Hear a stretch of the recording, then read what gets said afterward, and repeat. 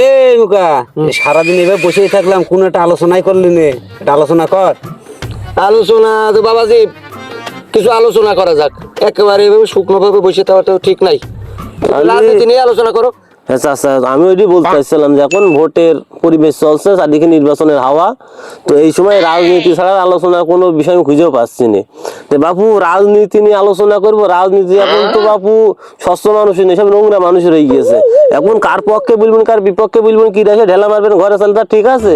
রাজনীতি নিয়ে বাপু আলোচনা করা ঠিক নাই। তারপর তোমরা যখন বলছো এখন এই ভোটের মৌসুম, রাজনীতি নিয়ে অবশ্যই আমি সচেতন মানুষ হিসেবে একটু আলোচনা করা ঠিক। তাই রাজনীতি নিয়ে বাপু আমি একটা আলোচনা করছি, তাহলে শোনো। আমার কিন্তু গভীর জ্ঞান দিয়ে আমি রাজনীতির আলোচনা করবো, শুনবা কিন্তু, বকুড়া শুনে কিন্তু কান পেতে শুনবা। এখন হচ্ছে রাজনীতি, এই রাজনীতিটা হইলো একটা বাংলা শব্দ, এর ইংরেজি শব্দ হচ্ছে পলিটিক্স। আর যারা রাজনীতি করে বাংলায় তাদের বলে রাজনীতিবিদ, আর ইংরেজি বলে পলিটিশিয়ান। এই হচ্ছে আমার রাজনীতির মূল আলোচ্য বিষয়। তাহলে চলো।